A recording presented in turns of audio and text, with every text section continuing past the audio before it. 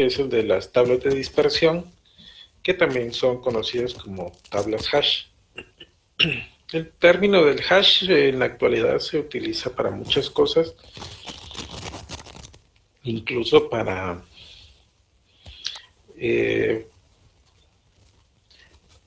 generar códigos basados en una información de entrada, los cuales estos códigos no representan, o más bien no es posible llegar a obtener esa información de entrada, pero sí validarla para confirmar de que corresponde a un valor original. Tal vez esto no es tan relacionado al tema,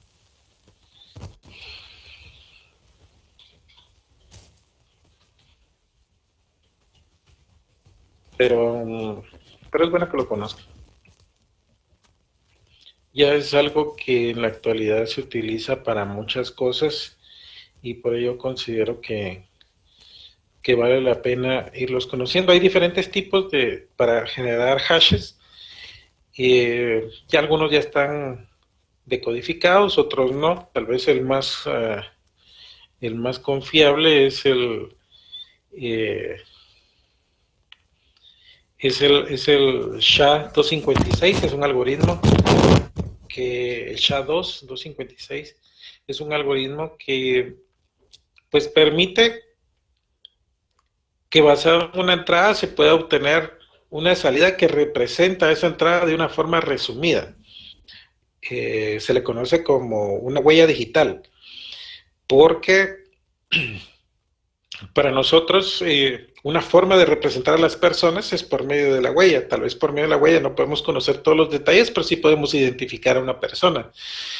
Algo similar sucede con estos códigos hash, que con el código hash no podemos obtener toda la información que representa los datos de entrada, pero sí podemos validar que representa esos datos de entrada y que no han sido alterados. A eso se le conoce entonces como un código hash. Déjenme ver si encuentro algo por aquí. Eso está bien. Vamos a poner el nombre de alguno de ustedes por acá.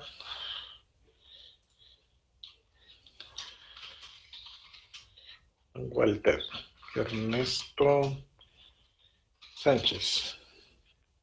Y le calculamos el hash a esta entrada y dice que el hash que representa a este nombre es esta codificación. O sea, es una conversión de este dato. No es que estemos, por cierto, no es que estemos codificándolo, sino estamos convirtiéndolo a una nomenclatura que nos dice que esa información o esta información representa a este nombre y viceversa. Pero yo a través de este código ya no puedo llegar a generar esta información. Entonces, para poder validar que un dato no se ha alterado, esto es muy útil. Se transmite el hash del contenido inicial y luego se valida basado en ese contenido inicial, se comparan los hashes para confirmar de que esos datos no se han alterado. Francisco Back. Generamos por aquí y el hash que representa a Francisco sería este, que es un string del mismo tamaño siempre. La verdad que no importa qué sea lo que nosotros estemos utilizando aquí como una entrada, siempre va a generarnos un string del mismo tamaño. La verdad que es bastante útil.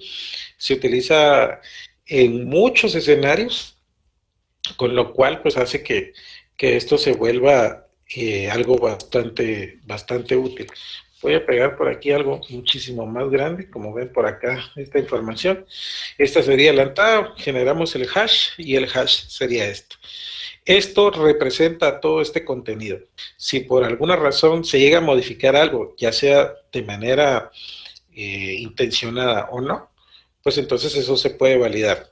Por ejemplo, si se quita esto, van a ver que los códigos van a ser completamente diferentes por el simple hecho de quitar una letra. Voy a quitar esta letra.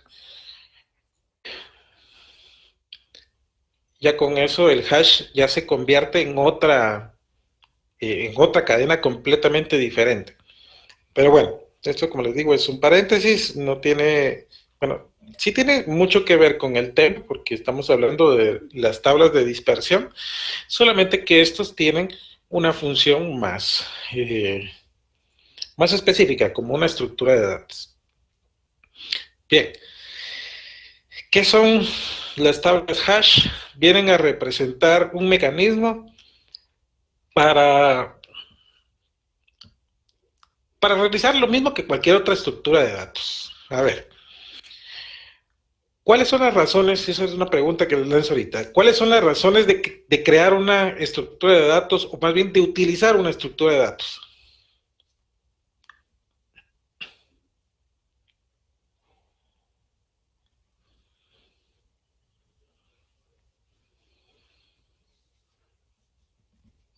Quizá la facilidad para usar los datos. La facilidad para usar los datos. A ver, dame un poquito más de detalles. ¿En qué sentido se representa esa facilidad?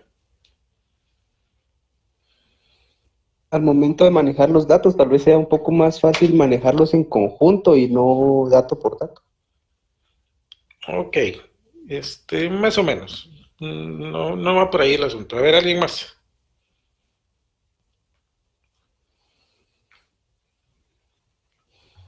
Para tenerlos ordenados, ingeniero. Ok, esa sería una característica para que se mantengan ordenados. Alguien subió la mano, pero no alcancé a ver. Yo, ingeniero, eso iba a decir que es que tengan cierto orden para que la forma de acceder a ellos sea más rápida. Ok, excelente. Por ahí Mirza creo que se está acercando más. Si pudiera abrir su micrófono y decirnos.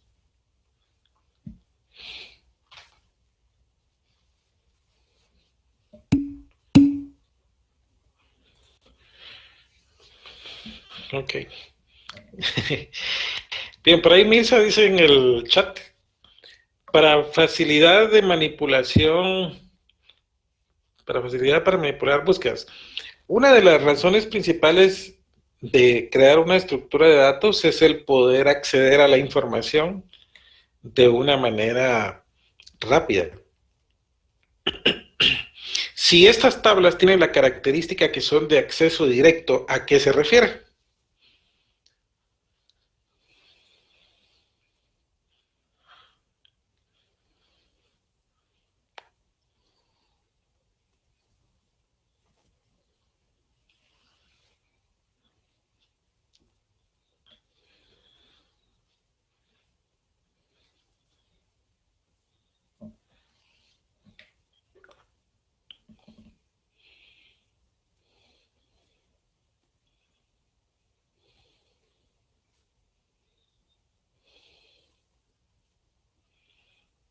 Jóvenes, ¿a qué se refiere el acceso directo? ¿Cómo lo interpretan?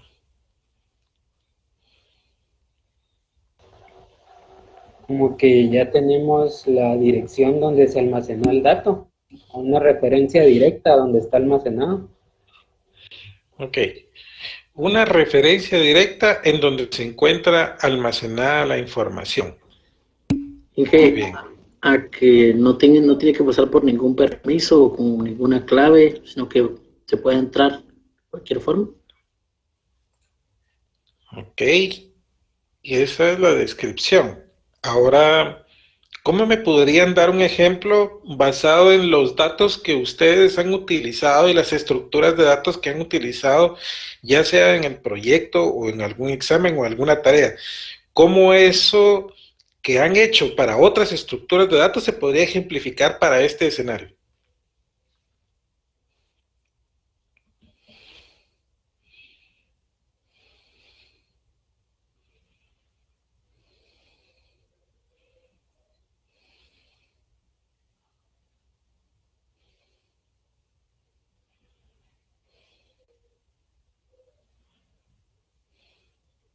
¿Cómo podría funcionar el acceso directo, se refiere? Así es. Por ejemplo, cuando estamos buscando la ruta a cada rato. Ah, ok. Y O entonces, sea, hablando del proyecto que ya hicimos. Ok, va. Dame entonces un ejemplo si se tratara de un acceso directo basado en ese proyecto. Si quisieras buscar un elemento en particular, una versión en particular, ¿cómo le harías si te está diciendo que es de acceso directo? Que yo ya lo tengo ahí, ya está la ruta y todo, y directo va a ir a esa versión, sin que yo le tenga que poner qué versión es la que quiero ver. Por ejemplo, en Buenísimo. el proyecto poníamos 1, 2, en cambio ahora ya solo iría directo a eso. Va, pero si por ejemplo, ahorita las versiones en la primera entrega, las estabas guardando en qué estructura de datos. Vas bien, ahí vamos bien.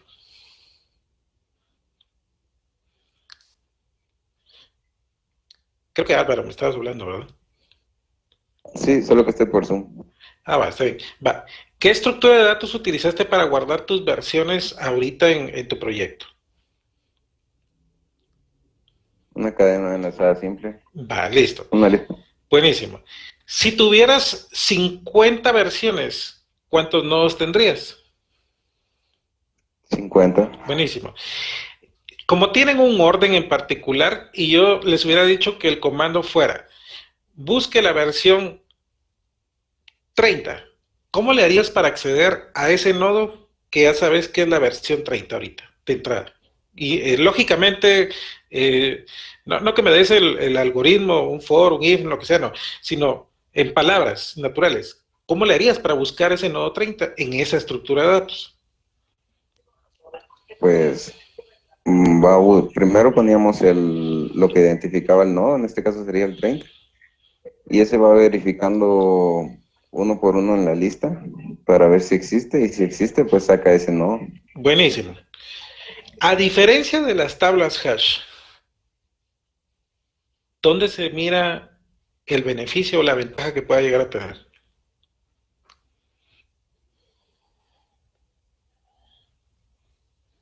No. Perdón. Sí, adelante.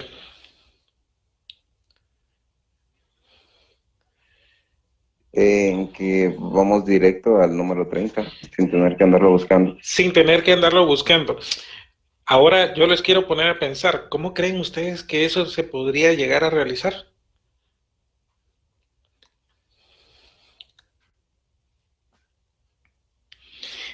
Según la descripción de lo que ustedes por ahí googlearon y me dieron la respuesta de que es un acceso directo, tiene que haber una referencia que represente a ese acceso directo.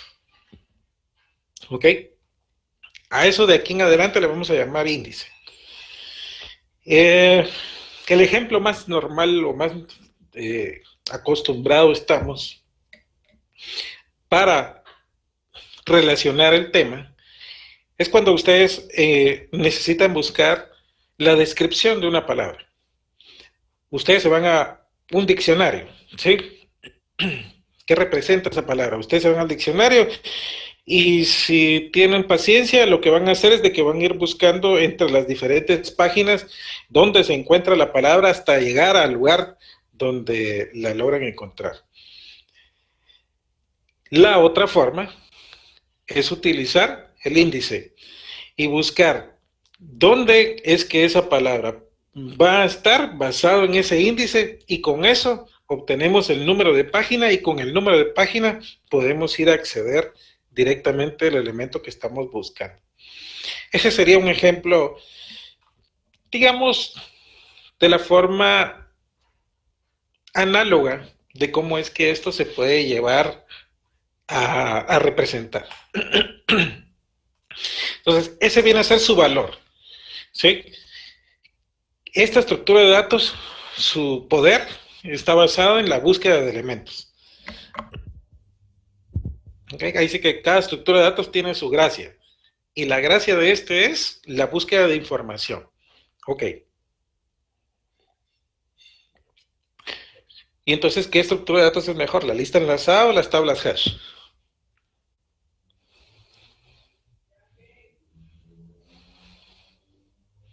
Depende, Inge. Esa era la respuesta que estaba buscando. Va a depender. Siempre va a depender de qué uso le queremos dar a la información. ¿Ok? No va a haber una estructura de datos, digámoslo así, que sea mejor que otra, sino que sus características nos van a permitir el poder determinar qué nos conviene más utilizar dependiendo del escenario en el que nos encontremos. ¿Ok? Siempre ténganlo presente. Bien. Lo difícil aquí es saber cuál es ese campo clave o esa referencia que nos va a servir para poder determinar la ubicación que debe de tener ese elemento que estamos buscando para accederlo de una manera directa.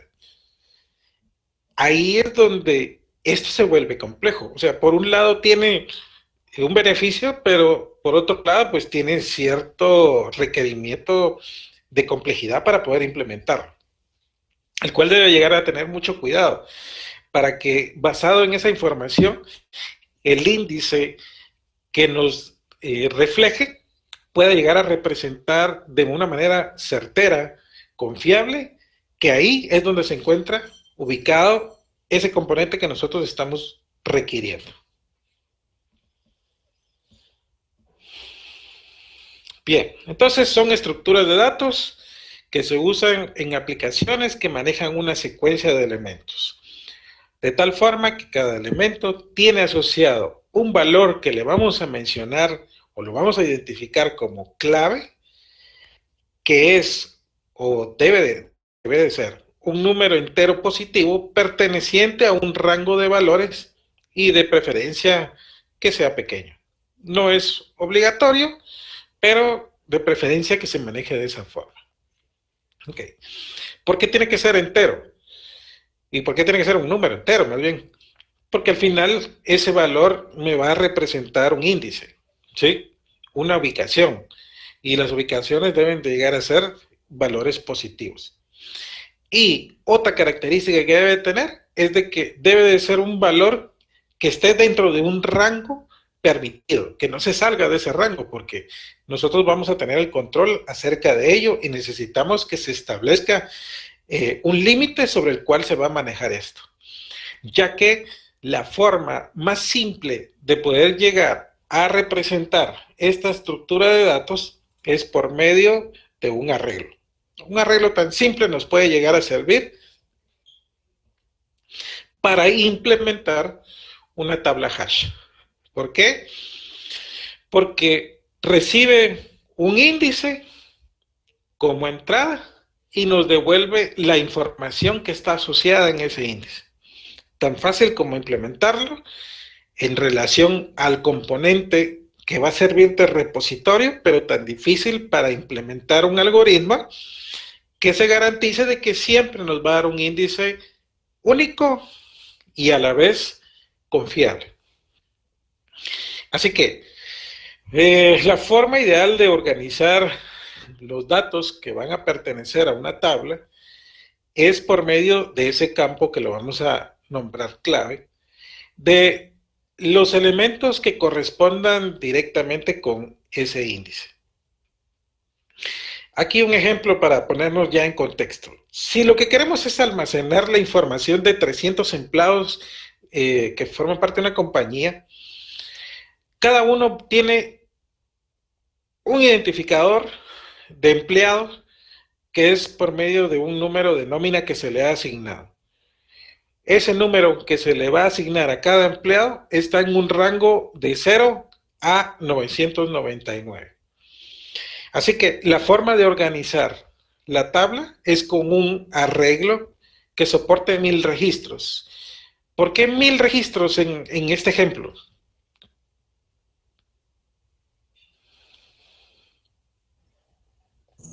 Yo pienso que porque va a guardar el número de registro de varios empleados y puede ser de que unos ya estén despedidos, ya hayan renunciado, pero necesitamos esos registros. Ok, bueno, fue una hipótesis por ahí, ¿verdad? Podría llegar a ser.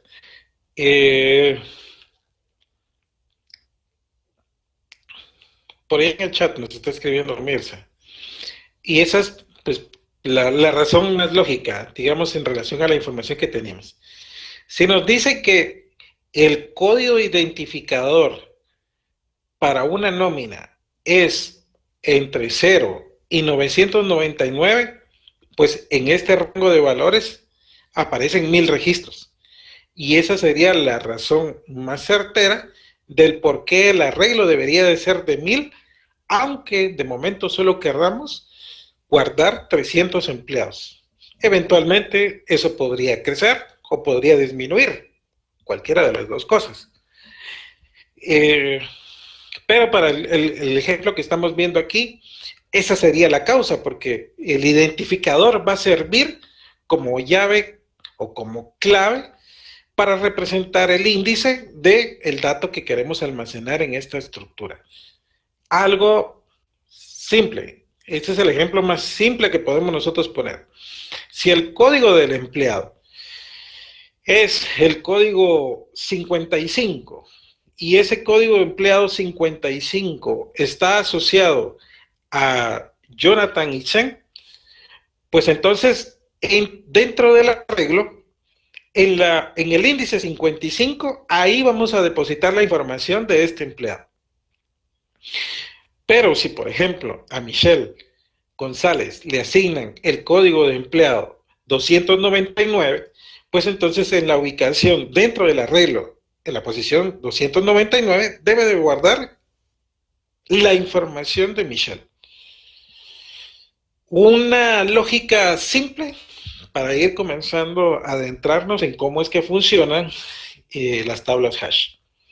No siempre va a ser este el escenario sobre el cual nos tenemos que enfrentar, porque eso está como que muy buscado para que funcione de una manera sencilla.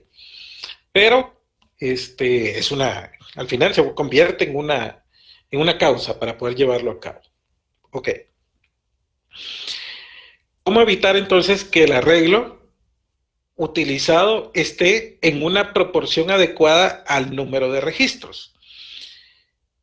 Esto es importante, pongan atención. Las funciones deben de realizar una transformación de la clave. En este ejemplo que acabamos de hacer no existe ninguna transformación, porque el código de nómina de una vez nos daba el número de índice, entonces es equivalente. Esa no es una transformación. La transformación se tiene que llevar a cabo porque no siempre vamos a tener un escenario de este tipo.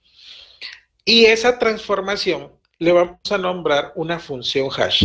La función hash se convierte en la piedra angular de esta estructura de datos, porque lo que va a hacer es darnos un número que represente a la ubicación en la cual se tiene que colocar un registro basado en su información original, basado en su clave, o basado en un conjunto de elementos que conforman la información de el elemento que queremos almacenar. ¿Qué tiene que garantizar la función hash? Primero que nada, que me devuelva un dato o un índice que esté dentro de un rango válido. Si la estructura de datos es un arreglo que va a estar en capacidad de almacenar de 0 a 900 registros, pues entonces me tiene que dar un índice que esté dentro de ese rango. Si no, al momento de querer guardar un valor en una ubicación que no esté permitida en el arreglo, pues simplemente nos va a dar una excepción diciéndonos que la excepción es de tipo index out of bound y ahí truena el programa y se cae. ¿Por qué? Porque queríamos asignar un elemento en una ubicación que no esté permitida en un arreglo. ¿Ok? Entonces, la función hash tiene que garantizar de que el dato que va a devolver está dentro de un rango válido.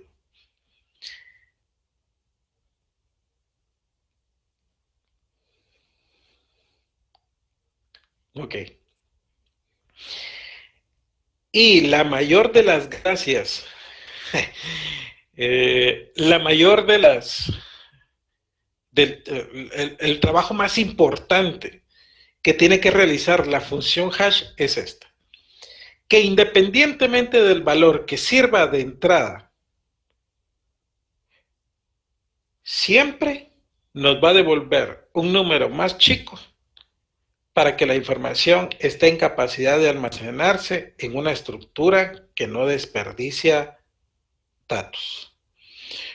Regresando al ejemplo anterior, si queremos guardar 300 empleados y la estructura de datos es de 1000, ¿qué desventaja tiene esto?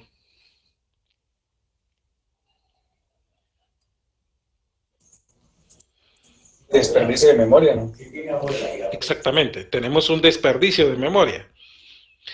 ¿Cuánto creen ustedes que debió ser el tamaño de esa estructura de datos para cumplir con el requerimiento?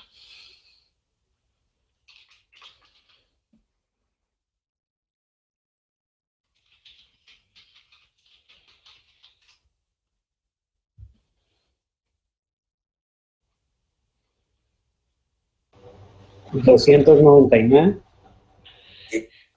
299, pero entonces vamos a dejar un empleado afuera porque hay 300. El tamaño de la estructura de datos, como mínimo, tuvo que haber sido de 300.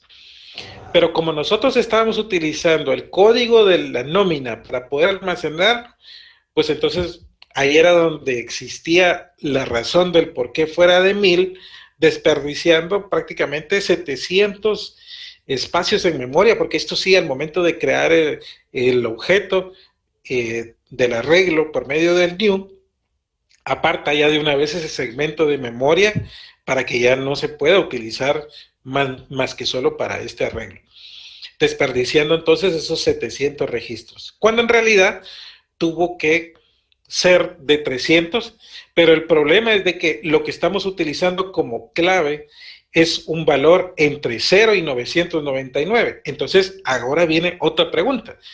Si ya sabemos que la capacidad mínima que debíamos de tener para que esto funcionara adecuadamente hubiese sido de 300 elementos el arreglo, ¿cómo le hacemos si el código es un código que va entre 0 y 999, el código de la nómina?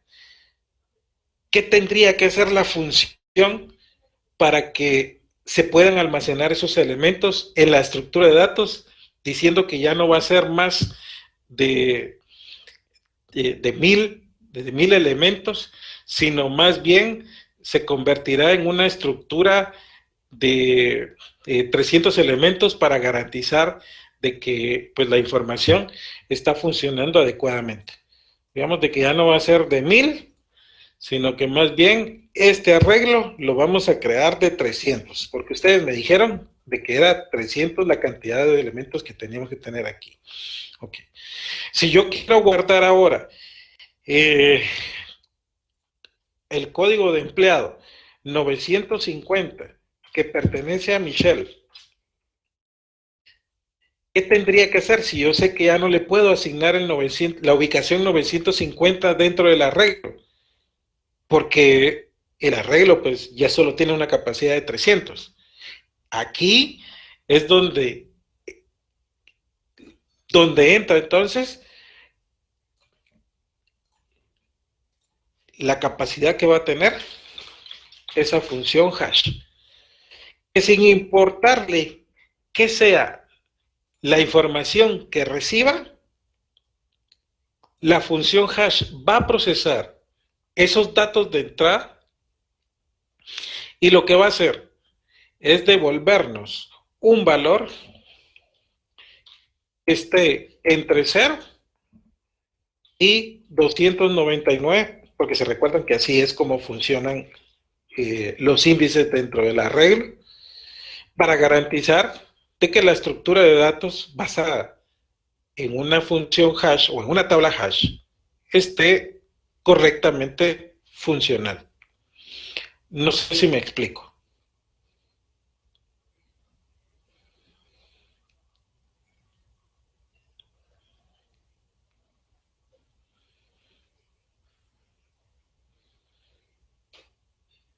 ¿Todo bien? Ok. Bueno, entonces, una pregunta.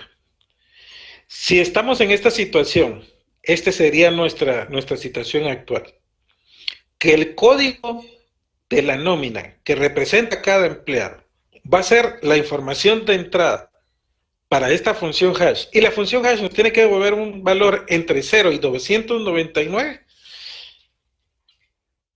¿Qué sugieren ustedes que sea esa función hash?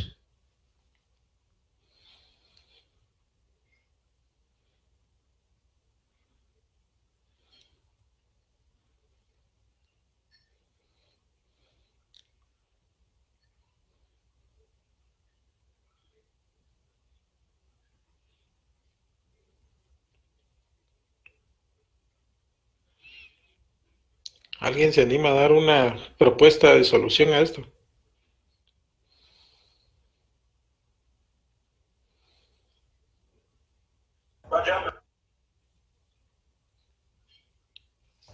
Dividirlo entre 3 y que Dividirlo dentro de 3, pues está bien. Y que el número entero sea lo que represente entonces a esa función, perdón, al índice de ese valor que estábamos tomando como entrada.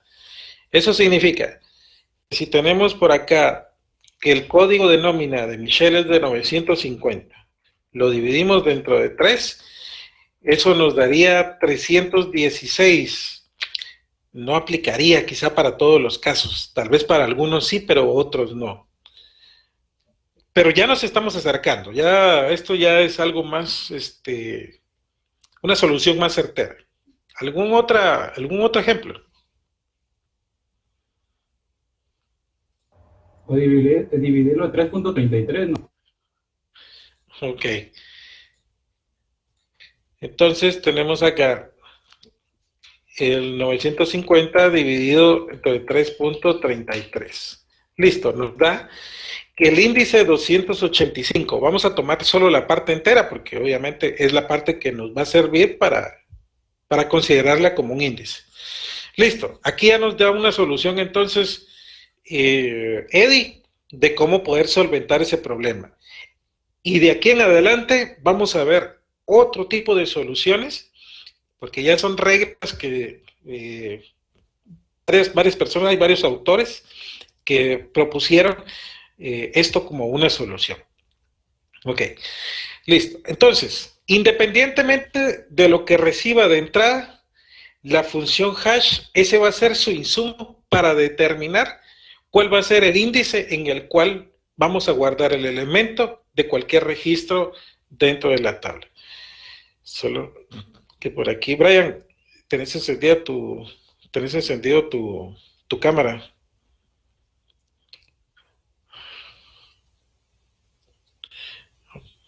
Ahí estamos. Sí, que ya da sed de ver ahí a Brian tomándose su gaseosa ahí. Bueno, sigamos pues. Dudas hasta aquí, sobre todo con la función de dispersión o función hash. ¿Se entiende el objetivo? ¿Alguien tiene alguna duda? ¿Un comentario?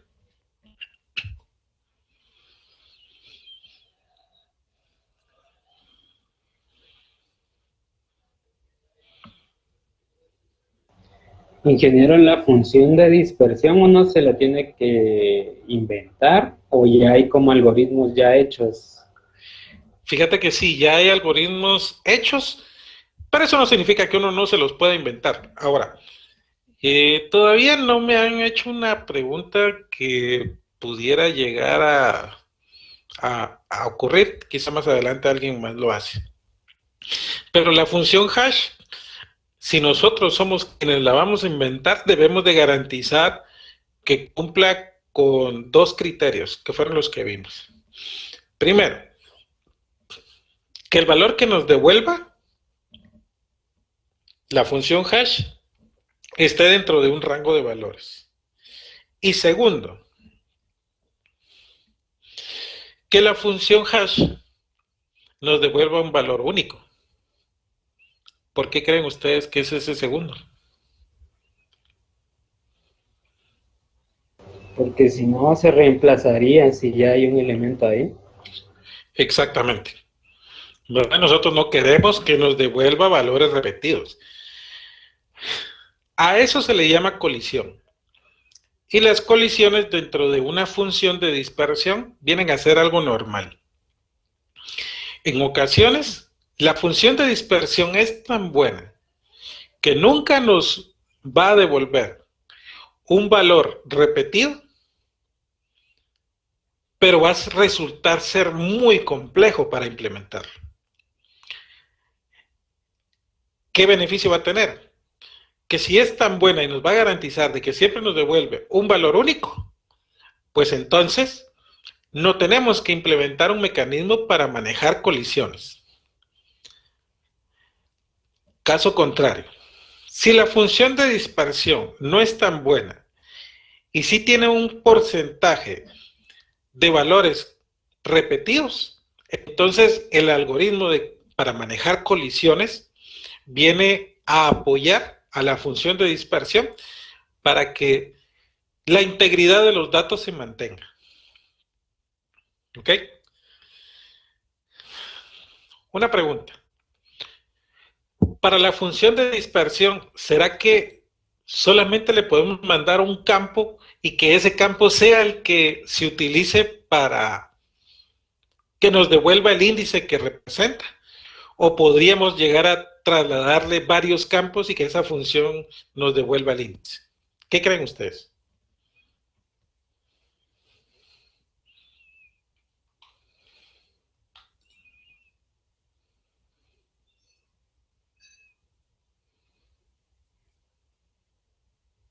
Yo pensaría que sí. Definitivamente sí. La verdad que no importa si es un campo, si es un conjunto de campos, si son varias propiedades, no importa. La función puede llegar a tomar cualquier cantidad de campos que representen a un objeto para saber cuál va a ser el índice que lo represente. Les pongo un ejemplo. Si quisiéramos guardar, a veces no es necesario que sean varios campos. Basta con que sea uno y que con ese sea suficiente para saber qué vamos a hacer, ¿sí? ¿De qué manera vamos a implementar la función de dispersión? Ok. Digamos de que vamos a guardar en la tabla hash, lo voy a poner aquí para que nos quede de referencia y así siempre nos vamos en orden. Lo vamos a anotar por acá. Digamos de que lo que vamos a guardar van a ser objetos de tipo empleado. ¿Qué propiedad? Pero no de tipo empleado, no, eso no. Objetos de tipo alumno, ahí está, alumno de la Mariano. ¿Qué propiedades tiene la clase alumno?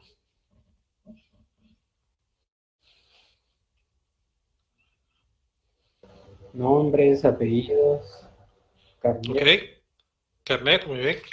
Carnet, nombres, apellidos, fecha de nacimiento. Pongámoslo aquí. Listo. Estos serían entonces los 4 campos que representan a cualquier objeto de tipo alumno. Si yo en la tabla, en el arreglo, ¿sí? Vamos a dibujar un arreglito por aquí. Vamos a ver si tengo una cuadrícula. No tengo aquí, qué chavo. Bueno, lo vamos a hacer así.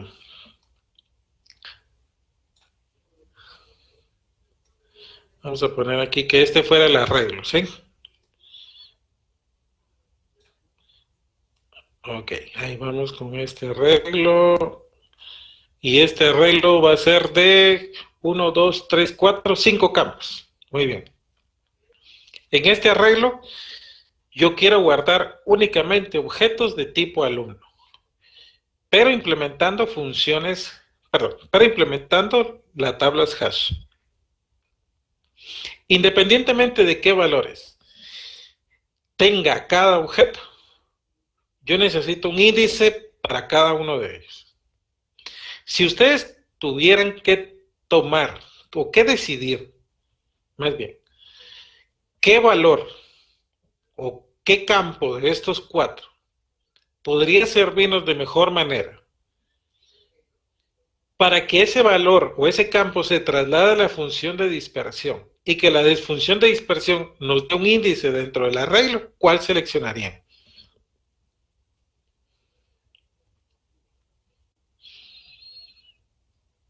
El carnet. Ok, ¿por qué?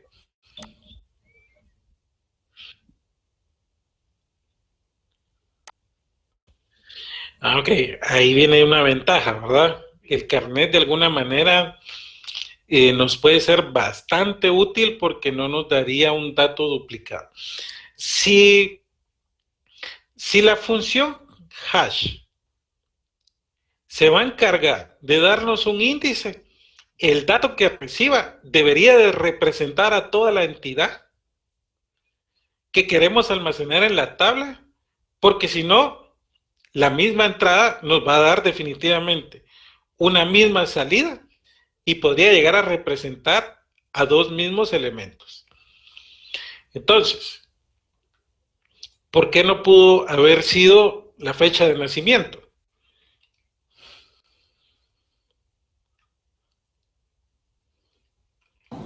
Porque pueden haber varios que nacieron la misma fecha. Ok, podría haber, la fecha sí está mala, 2000, no, que son del 2000, ¿va? 2000, no. 88. Ahí estamos, del 2001, vamos a suponer que por ahí hay. Ok, digamos de que esta es la fecha de nacimiento que representa a Juan, aquí no voy a poner a nadie más.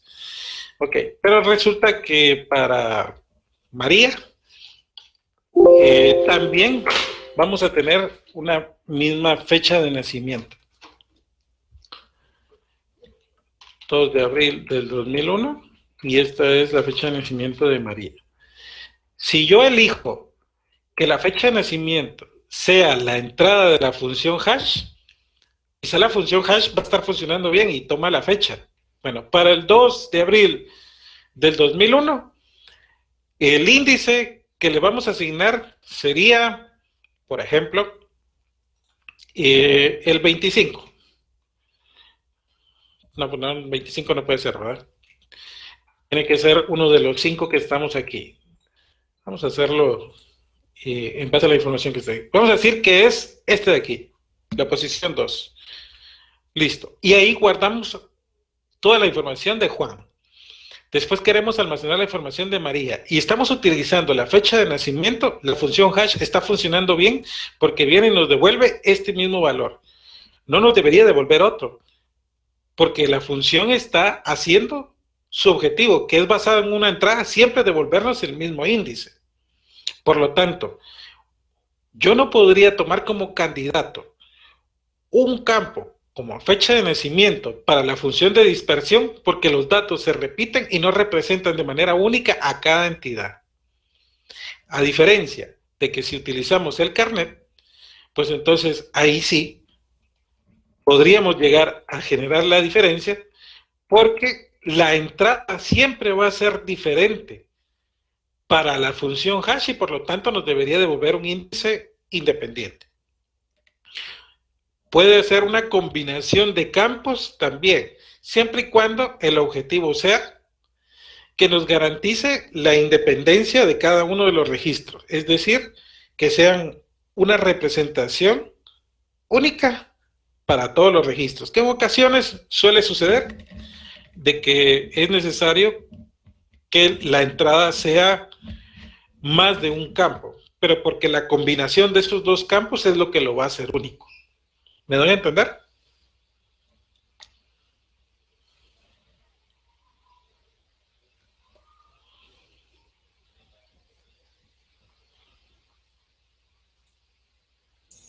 Sí.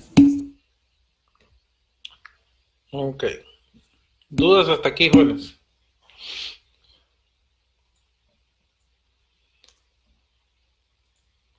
Mientras que ustedes respondan, voy a ver cómo va el Real Madrid y el Barcelona.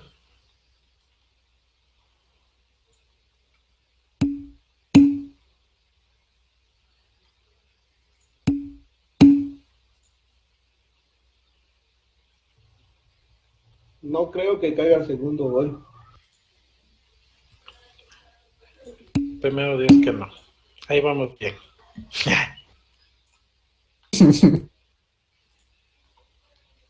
Me parece perfecto. Todo está perfecto. Sigamos, pues. Sigamos porque esos cuates no nos van a dar nada. Ya terminó, Inge. Voy a estar tranquilo. Ya, podemos dar la clase más fluida. Ya sé. Sigamos, pues. Hay que conocer algunas estrategias porque eso les va a comenzar a dar ideas. Estrategias para crear funciones hash, ¿sí? pero tomar en cuenta cuáles son las operaciones que deben de tener las estructuras de datos. La operación de búsqueda de una palabra se realiza de una manera frecuente. Y eso lo que nos da es una ubicación. Así que tiene que haber una función hash como parte de las operaciones de esta estructura de datos. Tiene que haber un mecanismo para insertar, es decir, agregar nuevos elementos a la estructura de datos. Uno para buscar, una operación para eliminar, etcétera, etcétera. Todo lo que hemos visto hasta aquí como operaciones de las diferentes estructuras de datos anteriores aplica también para las tablas hash. Solamente que las tablas hash van a tener una operación extra que es la función hash. ¿Se recuerdan de la O grande? Eso que los puse a investigar al principio de la clase. Esta función es una función O1, es decir, que siempre es constante. ¿Sí? Esto no nos dice que mientras más elementos se va a tardar más, no. La verdad que no le importa cuántos elementos sean, siempre va a ser 1. ¿Por qué? Porque es de acceso directo. Ok. Entonces, característica extra que también tiene como operación las tablas hash es una función para manejar las colisiones. ¿Por qué? Pues las funciones hash no siempre resultan ser tan certeras en definir que el índice nunca se va a repetir, aunque las entradas sean completamente diferentes. Sí se puede dar. Y para ello es necesario implementar un mecanismo para manejar eso que le vamos a llamar colisión. Muy bien. Y por último, tiene que incorporar el proceso de resolución de colisiones, no pueden estar dos elementos en la misma posición. Y de igual forma, los procesos de búsqueda y de eliminación también quedan afectados por la resolución de colisiones. Esto, pues, definitivamente viene a ser algo que viene en cascada. Si vamos a aceptar que la función hash devuelva índices repetidos, y estos índices repetidos se van a manejar por medio de una función para manejo de colisiones, pues entonces cuando tengamos que buscar ese elemento, tiene que pasar por el mismo recorrido. Cuando vayamos a eliminar un elemento de la estructura de datos, tiene que realizar el mismo procedimiento. Búsqueda por medio de la función hash, y si eso representa una colisión, pues entonces ejecutar el mismo mecanismo de colisión que se utilizó para insertar ese elemento a la estructura de datos. Muy bien. Consideraciones en relación a la función hash. Siempre se procura reservar un poco más de posiciones en memoria para almacenar los elementos que son requeridos. Siempre utilizar como una especie de merma, si lo quieren ver así. Algo que no estamos seguros que se va a utilizar, pero que es bastante sano, el incorporarlo como parte del tamaño que se debe definir para manejar los datos que queremos almacenar. Una especie de merma.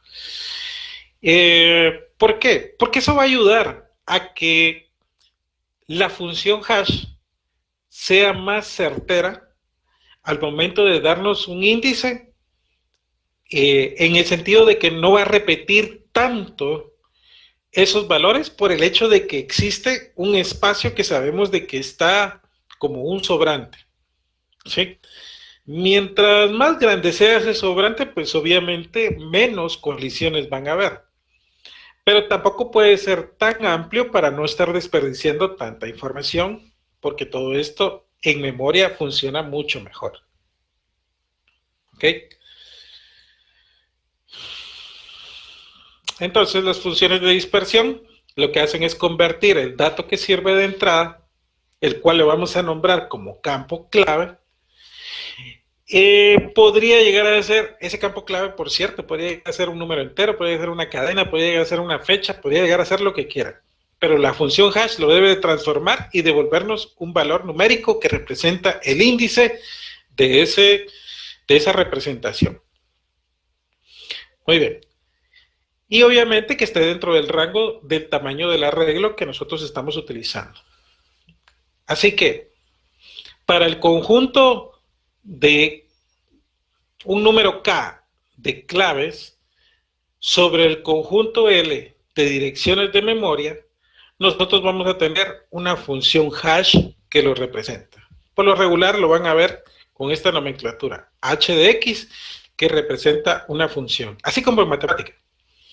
Las funciones, si regresamos al curso de precálculo, las funciones representan de una manera clara que es una función de dispersión. Que cuando nosotros le agregamos un valor x, eso nos retorna un valor y basado en la función que está definida. Y esa función siempre nos va a realizar un cálculo basado en las diferentes entradas que nosotros le podamos asignar. Esa sería una analogía bastante clara de cómo funciona o cómo se implementa una función hash. Al final de cuentas, pues, son sumas y restas las que tenemos que hacer y es precisamente lo que veíamos en el curso de precálculo. Muy bien. Entonces, si x es una clave, entonces h de x se denomina la dirección hash de esa clave que estamos recibiendo de entrada.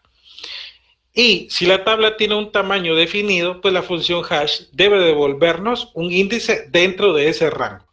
Si la tabla es de tamaño 199, o el arreglo es de tamaño 199, la función hash no solamente nos va a dar una clave, sino que además nos garantiza que está dentro del rango entre 0 y el tamaño definido menos 1. Es decir, entre 0 y 198 para este ejemplo. Un ejemplo más. Si el número de serie de un artículo, y vamos a suponer que los números de series de los artículos tienen 6 dígitos. Ahora estamos hablando de, se me ocurre un sistema que estamos trabajando para La Torre, ¿sí? Para el supermercado La Torre. Ellos definen 6 dígitos para identificar a todos los artículos, ¿ok? Todos los artículos que vende La Torre tienen un identificador de artículo, el cual es un número de 6 dígitos. Y se dispone de una tabla de de X tamaño de tabla para guardar todos los elementos. Así que la función de direccionamiento tiene que ser capaz de transformar los valores que puede llegar a tener cualquier artículo, es decir, valores entre 0 y 999.999 a un rango de la tabla que nosotros vamos a asignar. Si, por ejemplo, hagámoslo un poquito más gráfico. Vamos a ver. Esta onda de Zoom, por lo menos para esto me sirve. Vamos a decir que el tamaño del arreglo va a ser de, pongámosle por aquí, de 5, bueno, mejor a ustedes ayúdenme. Hagamos un cálculo así estimado, ¿sí? Supermercado La Torre, ya les di el ejemplo. ¿Cuántos artículos diferentes creen ustedes que ellos pueden vender?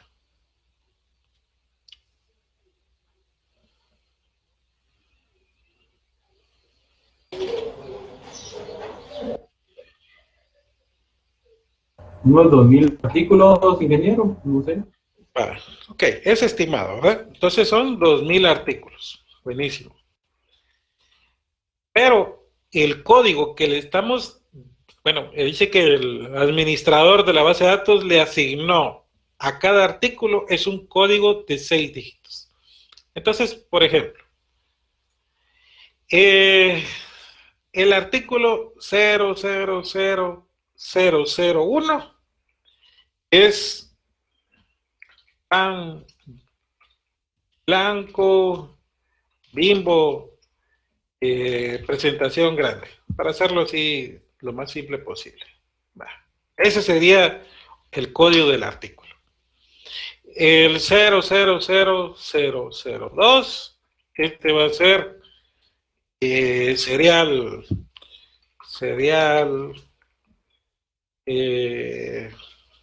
corporates de 900 gramos, no sé ni qué estoy diciendo yo aquí. Ok. Y así continuaría para los 2000 artículos, pero no necesariamente tienen que llevar el mismo, no necesariamente tienen que llevar un número correlativo. Puede ser de que algunos les pusieron una codificación de este tipo, y este sería detergente, espumil de 1000 gramos. Bueno, ahí va. Y el número representa a, no sé, 0.5 libras de jamón popular, no sé. Ahí está. Listo. Si estos códigos, que son de 6 dígitos, para guardar 2000 diferentes artículos que venda el supermercado, pues entonces tiene que haber de por medio un componente que se va a encargar, lo vamos a poner aquí como a lo mejor lo vamos a poner de otra forma, así se entiende esto. Lo vamos a poner como una caja negra. A esa caja negra la vamos a llamar f de x, que es la función hash. Así que independientemente de todos estos valores que pueda llegar a recibir de entrada, la función hash nos va a dar una ubicación entre 0 y 1999, basado en el código del artículo. ¿Se entiende lo que estamos hablando aquí?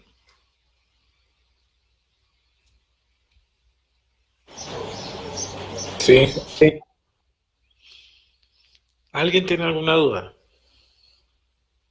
Esto es importante, esto es claro.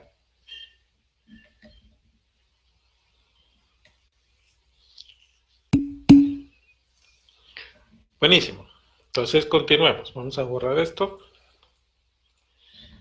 Y vamos a comenzar a ver algunos ejemplos de tipos de funciones hash. La más común está basada en la teoría de restos. ¿Sí?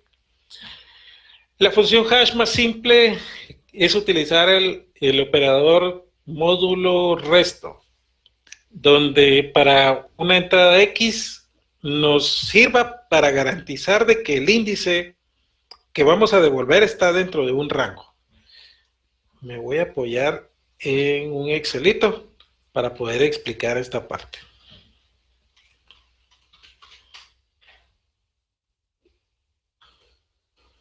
Ya tenía un Excel ahí abierto, entonces mejor usemos este. A ver. La teoría de restos. Estos serían los Z, así se conoce esta teoría, como el conjunto de Z de todos los valores de X. Ok.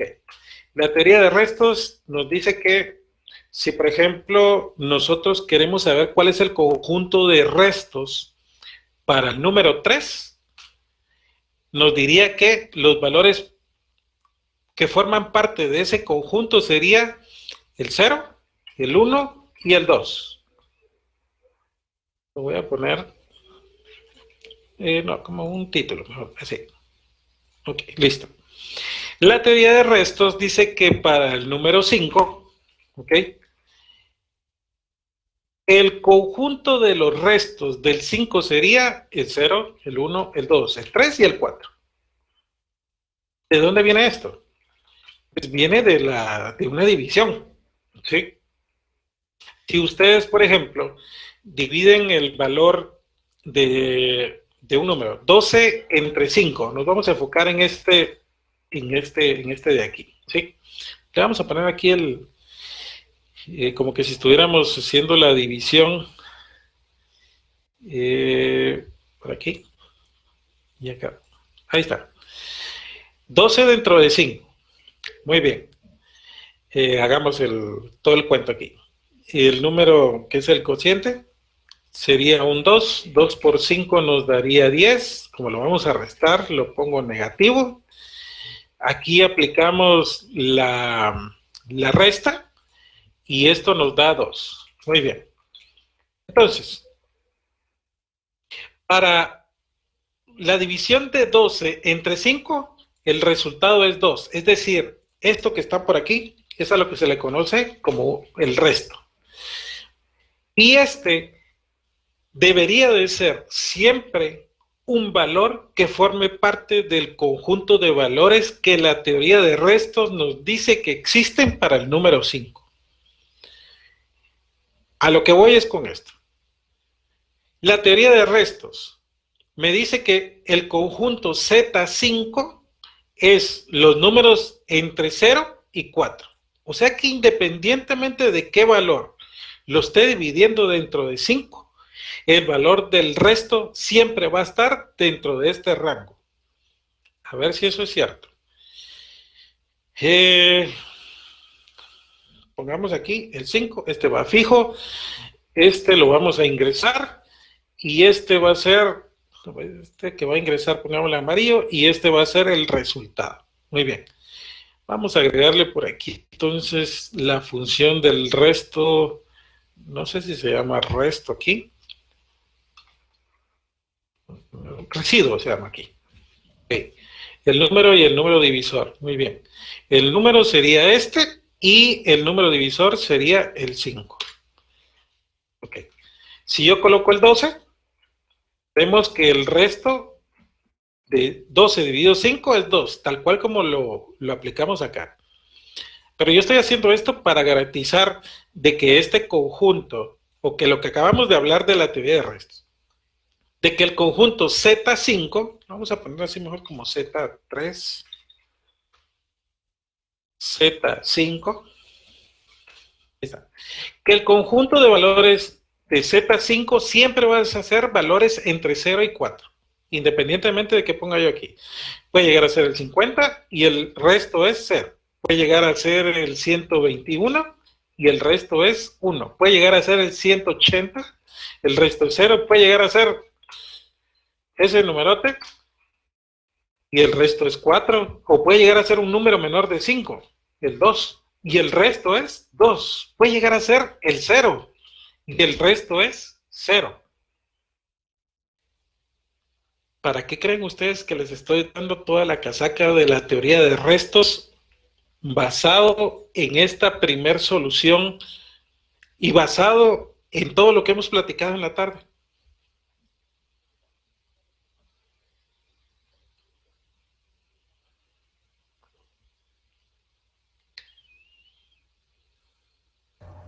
Yo pues lo que pienso es de que los va a ingresar en un lugar clasificándolo en esto de los restos, ¿no? No sé si estoy bien. Más o menos, eso no... Mira, sí tenés razón, que definitivamente lo podemos utilizar ya como una función hash, porque ya nos va a dar un índice. Pero ¿cuál creen ustedes que es el mayor de los beneficios que nos da la teoría de restos, basada en las dos condiciones que les dije que debían de tomar en cuenta al momento de implementar una función hash?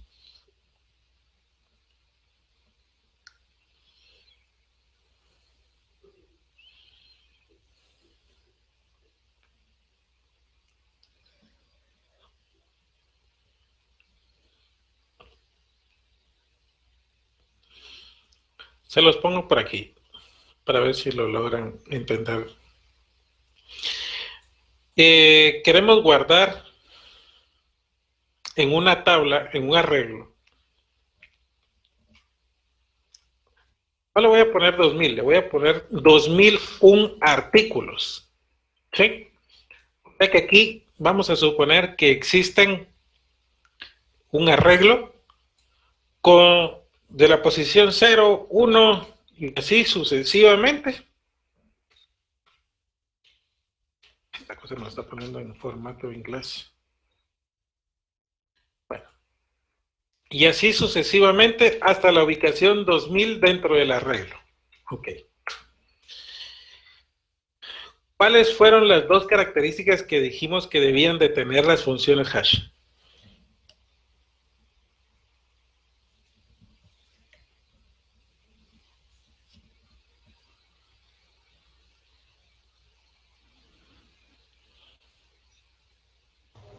Que el valor del arreglo debía ser el total de la tabla menos 1. No, no. La función hash no tiene... No va por ahí.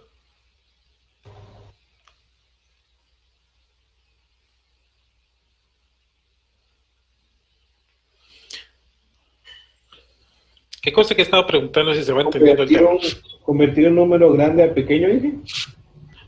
Convertir un número grande a pequeño. Buenísimo, ahí vamos ya encaminados. ¿Qué más?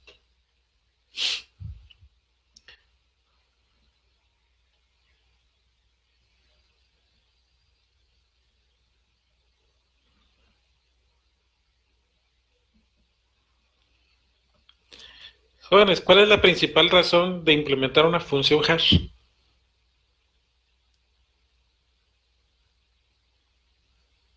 Que sea directo. Que lo que nos devuelva sea un índice que representa la ubicación dentro del arreglo para acceder a un dato en particular. Ese sería uno.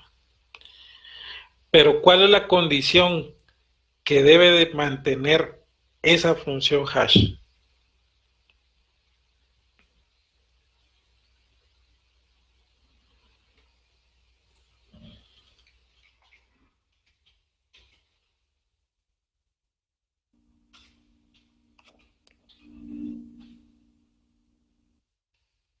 ¿No? Bueno, tal vez les va a caer bien una leída del capítulo del curso, porque así se les queda mejor. Muy bien. Regresemos a donde íbamos en relación a esta función hash. Ok. Que para un valor X, calcular el módulo basado en el tamaño de la tabla siempre nos va a dar un número entre 0 y el tamaño de la tabla menos 1. Siempre. El módulo nos garantiza eso. Ok. Es necesario valorar el hecho de que la función hash no genere valores distintos, obviamente, ¿verdad? Porque si no se crean colisiones, pero bueno, conforme vayamos viendo soluciones, así seguramente estará siendo ejecutada la implementación. La elección de esa función hash y la resolución de colisiones se convierte en los aspectos más importantes de esta implementación. Ok.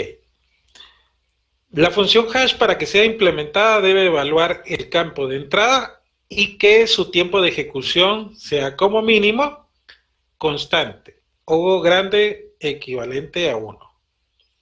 Y en segundo lugar, esa función hash debe de distribuir uniformemente las direcciones sobre el conjunto de elementos que existen en memoria, porque eso va a ayudar a que las colisiones se generen de manera menos frecuente.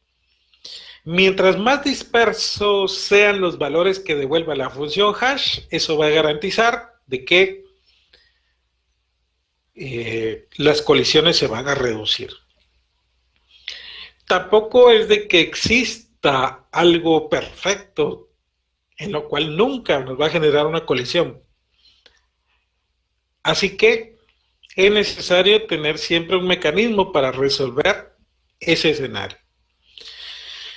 La primera función hash, entonces, que nosotros estamos aprendiendo hoy, es la función modular o aritmética modular, que está basada en la teoría de conjuntos y lo que hace es devolver un número dentro de un rango de valores Primero, para garantizar de que no se va a salir del tamaño del arreglo. Y segundo, pues ya funciona como una función hash, porque independientemente del valor que sirva de entrada, pues siempre nos va a dar un índice que represente a ese valor.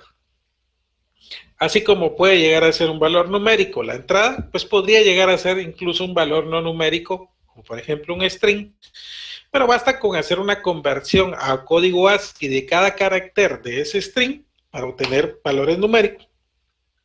Y por ejemplo, sumar los valores que representan a cada uno de esos dígitos, sumar el ASCII y que ese valor resultante sea la clave para poder calcular el índice que le corresponda. Tan fácil como eso. Recomendaciones: no es bueno utilizar múltiplos de 2 ni de 10, porque entonces eso va a generar de que existan muchas colisiones, porque hay muchos escenarios o muchos casos que van a tomar en cuenta este elemento. Así que, ¿qué se sugiere? Que el valor que se esté utilizando como tamaño de la tabla y que a la vez sirve para aplicar el módulo, de preferencia que sea un número primo, porque eso va a ayudar a que sean más dispersas los índices para cada una de las claves que reciba de entrada esa función hash. Veamos el ejemplo por aquí de que si tenemos una aplicación en la que se deben almacenar 900 registros, siendo el campo elegido el número de identificación, tomemos lo mismo que estábamos viendo antes, que es un número de 6 dígitos que representa el código de los productos o de los artículos. Y entonces debemos de aplicar la aritmética modular. Muy bien. En primer lugar, nos proponen de que el tamaño de la tabla sea de 997 registros. Nos piden 900, pero nosotros le vamos a poner un tamaño de tabla de 997. ¿Eso qué significa? El arreglo que nosotros estamos poniendo aquí es de tamaño 997, es decir, que va entre 0 y 996 los índices para almacenar los artículos que vamos a guardar de este lado. Muy bien. ¿Qué códigos de artículos vamos a utilizar de base? Pues serían estos que están por acá. Los voy a tomar y así usamos esto de ejemplo. Listo. La primera entrada va a ser el artículo con código este que está aquí. El segundo artículo sería este. Y el tercer artículo que queremos guardar sería este. Y la función hash va a ser aritmética modular. Ya vimos que es el módulo. Así que, como ya tenemos un número, bueno, el total de registros, el número total de registros a almacenar, el problema nos decía que eran 900. Y nosotros estamos definiendo como tamaño de tabla 997. ¿Por qué 997 y no 900 como lo platicamos anteriormente?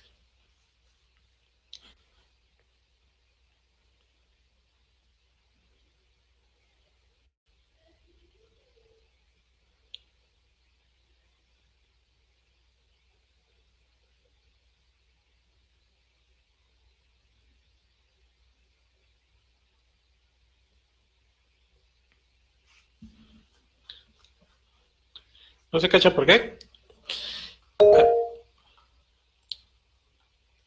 Sí, adelante.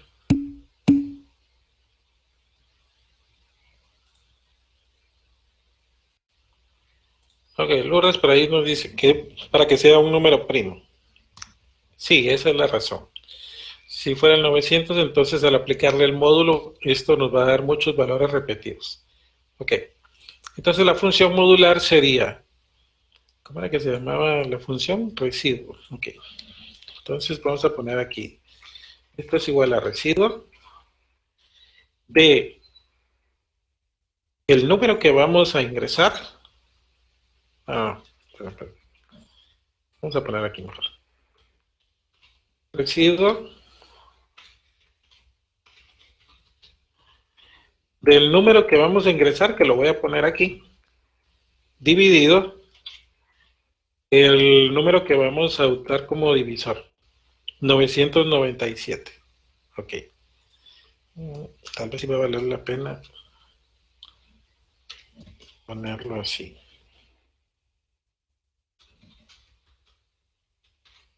El tamaño siempre va a permanecer. Híjole, déjalo echar afuera. Ahí está.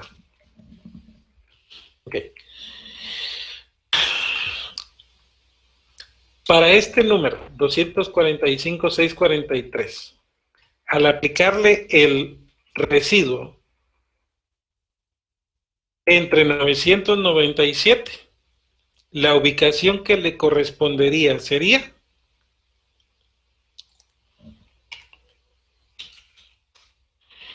la ubicación 381. Muy bien. Para el siguiente número, 245,981, la ubicación que le correspondería según nuestra función hash sería 719. 719. Y para la tercera clave, el índice que le correspondería sería el 906. Y con eso ya sabemos qué ubicación le corresponde a cada uno de los artículos para almacenar ahora el artículo en la ubicación que fue definida. ¿Dudas hasta aquí? Procedimiento o de la función o de lo que ustedes gusten, o un comentario, lo que quieran.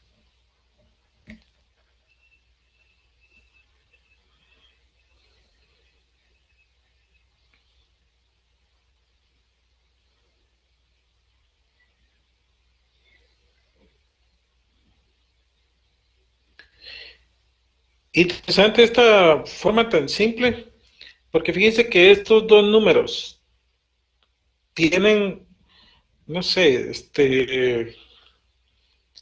son números muy cercanos, entre 245,643 y 245,981 hay muy pocos números. Pero lo interesante es cómo la función hash hace que el índice que le corresponde sea bien disperso. Porque el primero nos dijo que su ubicación va a ser la 381 dentro de los 997 elementos. Y para este es el número 719. Resulta interesante porque son números bien lejanos en relación al tamaño que tenemos de la regla. Ok. Listo. Este sería entonces nuestro primer ejemplo de función hash. ¿Ok? El segundo se conoce como plegamiento. Este se utiliza cuando el valor es un valor entero del campo que vamos a utilizar como campo de entrada para la función hash y ese campo es demasiado grande. Ese sería un escenario que podría implementar.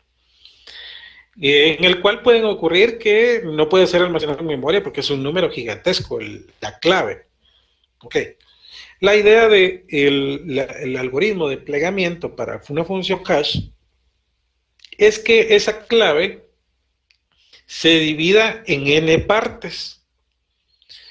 Y cada una de esas partes posteriormente las vamos a sumar y el resultado de esa suma es la función hash. Perdón, es el índice derivado de aplicarle la función hash. Si la clave fuera, por ejemplo, de 10 dígitos, yo podría dividir los 10 dígitos en grupos de 2. Sumar todos esos grupos de 2 y el resultado, ese va a ser el índice, que va a ser un número mucho más pequeño que el número que representa al utilizar 10 dígitos. ¿Por qué? Pues obviamente tiene una razón lógica y matemática para poder determinarlo. Esta solución, la verdad que no es tan interesante, no es tan no está tan bonita. Digamos de que sirve, pero la verdad a mí no me parece tan sofisticada. Aquí un ejemplo. Suponiendo de que tenemos siempre el mismo caso, no, pero ahora nos ponen aquí los registros de pasajeros de un tren de un largo recorrido se identifican por un campo de 6 dígitos. Es un número muy grande. Los 6 dígitos representarían las 100 milésimas, o más bien esto de las cuestiones de millares, 100, ¿cómo es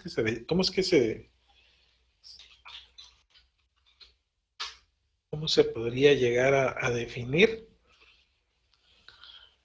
Bueno, la cosa es de que se pueden llegar a hacer hasta 999.999 elementos. Ese sería el rango máximo que podría ocupar un campo que tiene 6 dígitos. Pero en realidad no son tanto los pasajeros que transcurren en un viaje. En realidad lo que necesitamos guardar solamente son 1000 posiciones, no las 999.999 que representan los 6 dígitos. Así que la función de dispersión utiliza la técnica de plegamiento de tal forma que parte esa clave de 6 dígitos en 2 grupos, donde cada grupo va a tener 3 dígitos. Y posteriormente lo que vamos a hacer es sumar esos 2 grupos de 3 dígitos y el resultado es el índice que vamos a ocupar. Veamos el ejemplo con estos 3 registros que tenemos aquí. Al dividir en 2 grupos esta primer clave, es decir, partimos esta clave en 2. El 245 lo dejamos como un grupo y el 643 como el otro grupo. 2 grupos de 3 dígitos. La suma de estos 2 valores nos da 888. Así que la función hash para el caso de plegamiento es que para la clave 245.643, el índice que lo va a representar es el 888. Hay un caso especial con este, y eso se ve con la segunda llave. La clave 245.981 la dividimos en 2 grupos, el 245 y el 981. Esto nos sumaría 1226. Esto tiene un problema. ¿Por qué? Porque en el ejemplo dijimos de que vamos a tener valores ubicados en un arreglo de 1000 como tamaño. Y este valor, el 1226, lo supera. Entonces lo que hacemos es siempre descartar el dígito más significativo. En este caso sería el 1. Descartamos el 1 y con ello obtenemos el 226 como índice para esta clave. Eso como parte de la lógica de plegamiento o del algoritmo de plegamiento que se va a implementar para este escenario, donde estamos guardando 1000 elementos. Como sabemos de que son 1000, pues entonces las posiciones que vamos a tener disponibles dentro del arreglo deberían de ser índices que estén entre 0 y el 999, y con esto ya cumpliría esa lógica. Y por último, para esta clave, sumar 257 más 135 nos da 392, y ese sería el índice asociado a este caso. Se puede utilizar esta lógica de aplicarle el acarreo, ¿verdad? De quitarle el dígito más significativo o cualquier otra operación que nos pueda llegar a servir. Digámoslo de que es relativamente sencillo. Ok, Walter, adelante.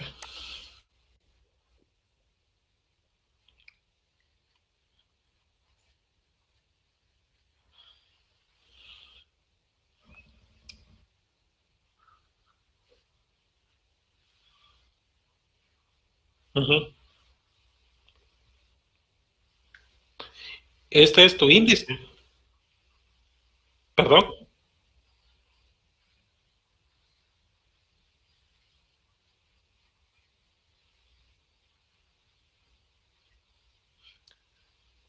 Ok. Listo, a eso se le llama una colisión. Sí se podría dar sí es algo normal que ocurra en una función hash, pero para resolver eso, lo que tenés que hacer es crear un algoritmo para manejar colisiones. Ok, listo. Ese es un tema que está todavía más adelante. Muy bien.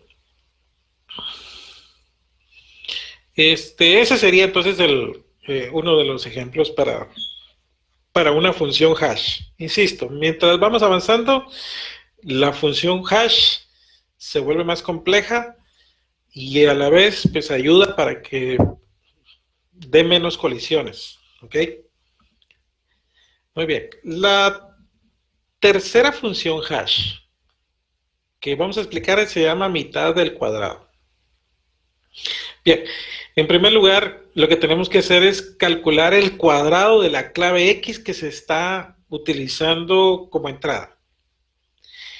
Y del resultado de elevar al cuadrado ese valor, se toman los dígitos que se encuentren en ciertas posiciones y que el conjunto de esos dígitos sea el índice que va a representar a esa clave.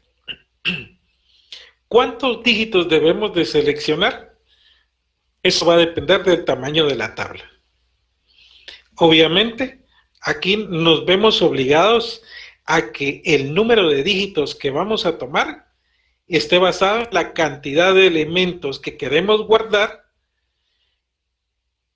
y lo que representen ese número de dígitos al momento de realizar ese cálculo. Si, por ejemplo, lo que queremos guardar en la tabla hash son 40 elementos. ¿Cuántos dígitos deberíamos de extraer de ese resultado para poder guardar 40 elementos?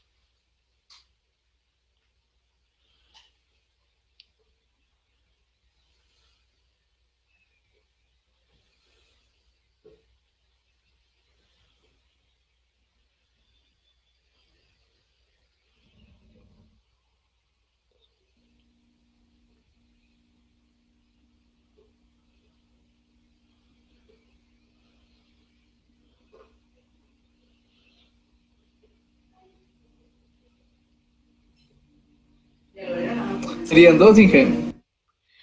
Sería utilizar únicamente 2. Con eso sería suficiente para guardar 40 elementos.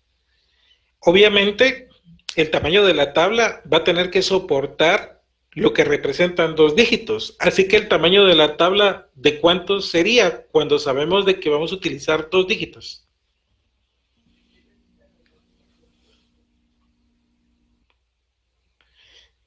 Fíjate, Justin, que vi que se encendió tu micrófono, pero no te escuché. 100, Inge, 100. De 100. Sí, Justin, ¿de cuánto sería el tamaño de la tabla? Es que no te escucho. Perdón, no sé si me escucha. Sería de 100, ¿no? Sería de 100, así es, porque irían valores entre 0 y 999. Muy bien, otro ejemplo. ¿Qué tal si el número de artículos que yo quiero guardar fueran 3000 artículos? ¿Cuántos dígitos necesitaría de utilizar la clave, de elevarlo al cuadrado y que de ese resultado tome n dígitos? En este caso, ¿cuántos dígitos necesitaría?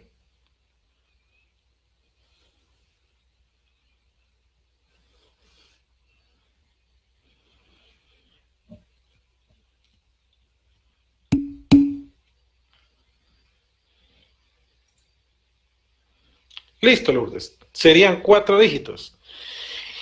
Y el tamaño de la tabla debería de ser de...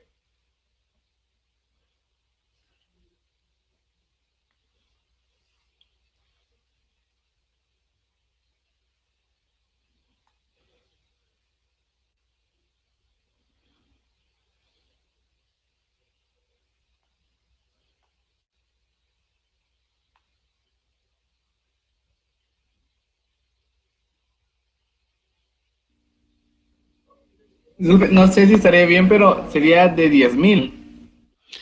Exactamente, debería de ser de 10,000. ¿Por qué? Porque si estamos tomando 4 dígitos de forma aleatoria, el número más grande que nos podría brindar de esa selección de 4 dígitos sería 9,999. Y por lo tanto, el tamaño de la tabla debería ser de 10,000, porque los valores van a ir entre 0 y 9,999.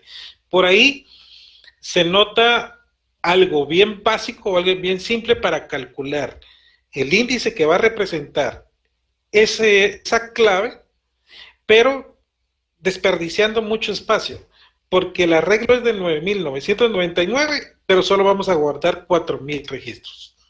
¿Ok? Ya visto de una manera más práctica, el método de mitad al cuadrado lo vamos a aplicar para este ejemplo donde la entrada va a ser la clave 245,643. Muy bien. Entonces, elevar al cuadrado 245,643 me da este numerote tan grande que ni lo voy a leer. Pero la convención es que yo necesito tomar de ello 3 dígitos, porque los artículos que vamos a guardar en la tabla son 350 artículos. Muy bien. Me basta con tomar 3 dígitos, entonces. Y yo siempre debo de tomar los dígitos de las mismas ubicaciones que voy a definir.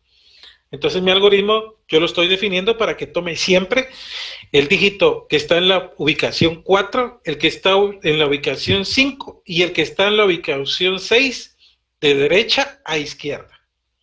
¿Ok?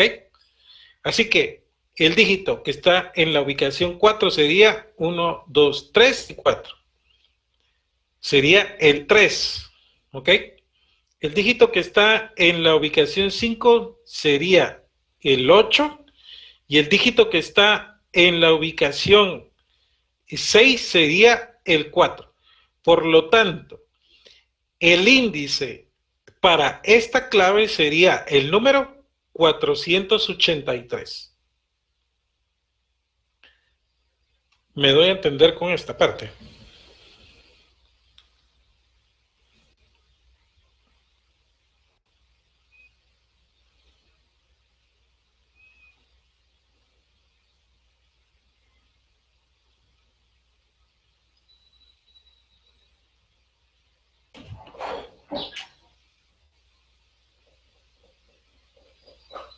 Ok, entonces para esta segunda clave, al elevar al cuadrado me da esta información.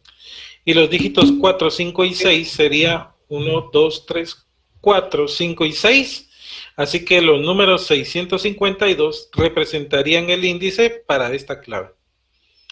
¿Sí? ¿Alguien quiere preguntar algo?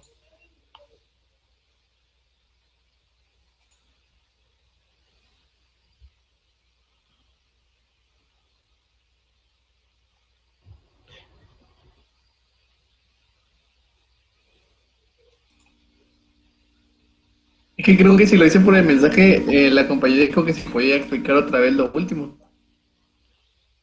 Ok. Bien. Entonces, el método de mitad al cuadrado nos dice que para cualquier clave que vamos a utilizar como entrada, lo que vamos a hacer es utilizar el cuadrado de esa clave. Así que lo primero que tenemos que hacer es multiplicar esta clave por ella misma, es decir, 245,643 multiplicado por 245,643. Esa multiplicación me da este numerote que está aquí. Ok. Como yo lo que necesito es un índice que esté en una ubicación entre 0 y 999, porque estamos guardando 400 artículos, yo solo voy a necesitar 3 dígitos. Y yo como programador decido que los 3 dígitos que voy a tomar van a ser los dígitos que están en la ubicación 4, 5 y 6, y esos 3 dígitos van a representar el índice. El dígito que está en la ubicación 4 sería el 3, en la ubicación 5 el 8 y en la ubicación 6 el 4. Así que estos dígitos en conjunto van a representar el resultado de la función hash, que sería el índice donde se va a guardar ese elemento. No sé si me di a entender.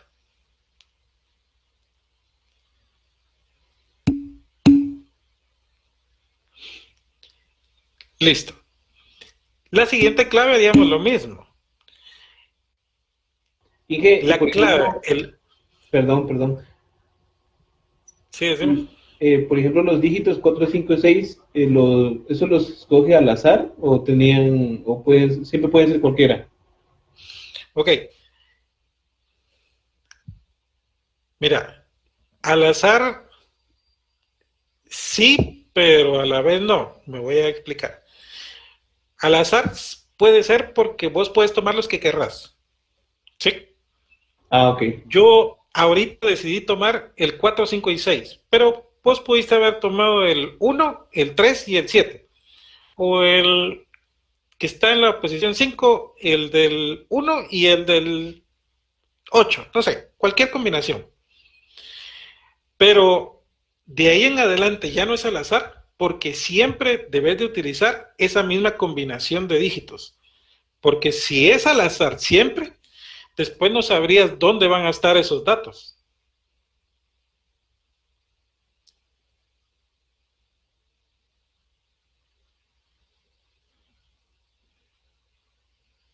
¿Sí se entiende el por qué o no? Sí, gracias. Ok, listo.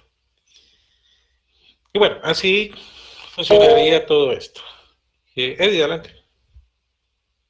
Ingeniero, una pregunta, pero por ejemplo, los 3 dígitos, ¿eso es lo que solicita alguien o eso lo podemos tomar nosotros? Digamos que ahí la clave de entrada son 6 dígitos y tomamos 3 dígitos. O sea, ¿eso va a depender de una o es lo que soliciten? Mira, eso va a depender del número de artículos que vas a guardar en tu estructura de datos.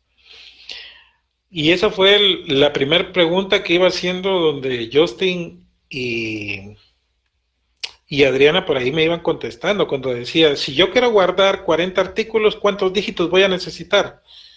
Y por ahí Justin decía 2. ¿Por qué? Porque en 2 dígitos yo puedo obtener los códigos de 40 elementos. Entonces el tamaño de la tabla va a ser entre 0 y 99. Pero ¿qué tal yo necesito guardar 350 artículos? Una tabla de 0 y 999 no me van a servir, porque no son suficientes para guardar 350 artículos.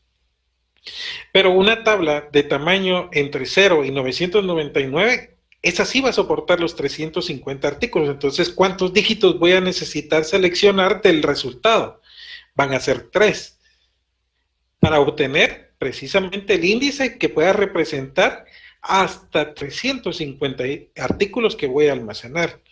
Entonces, la respuesta es, depende de la cantidad de elementos que voy a almacenar. Copiado, ingeniero. Buenísimo. Y miren, hay otra función que se conoce como el método de la multiplicación, y eso sí se los voy a dejar de investigación. Es un procedimiento un poquito largo, pero no tiene nada de complejo como para que lo puedan resolver. Eso está en el libro y ahí lo pueden leer.